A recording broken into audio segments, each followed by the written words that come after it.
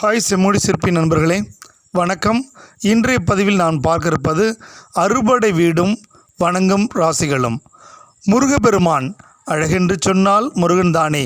அந்த முருகப்பெருமானுடைய அறுபடை வீடுகளும் வணங்க வேண்டிய ராசிகளும் இன்று நாம் பார்க்க இருக்கிறோம். முதல் வீடு திருப்பரங்குன்றம், தெய்வ யானை மணந்த இடம். திருமண தாமதம், திருமணம் தடைப்படுதல் முதலியவை திருப்பரங்குன்ற முருகனை வணங்கினால் நீங்கும். வணங்க வேண்டிய ராசிகள் மேசம், ரிஷபம். இரண்டாம் படை வீடு திருச்செந்தூர். இதன் மற்றொரு பெயர் திரு சீரலை வாய். குழந்தை பேர் வேண்டுவோர் வணங்க வேண்டிய திருத்தலம். வணங்க வேண்டிய ராசிகள் மிதுனம், கடகம். மூன்றாம் படை வீடு பழனி. இதன் மற்றொரு பெயர் ஆவினன்குடி. வீடு நிலம் பிரச்சனைகள் தீர வணங்க வேண்டிய தலம். வணங்க வேண்டிய ராசிகள் சிம்மம், கன்னி. நான்காம் வீடு சுவாமிமலை. இதன் மற்றொரு பெயர் திருவேரகம்.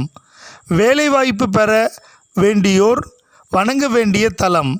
வணங்க வேண்டிய ராசிகள் துலாம், விருச்சகம். ஐந்தாம் வீடு திருத்தணி.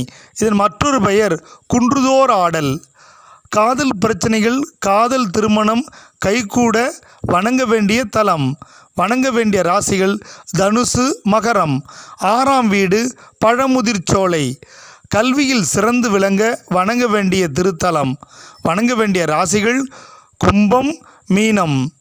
நம்முடைய பதிவு பிடிச்சிருந்தால் லைக் பண்ணுங்கள், ஷேர் பண்ணுங்கள், சப்ஸ்கிரைப் பண்ணுங்கள். நன்றி.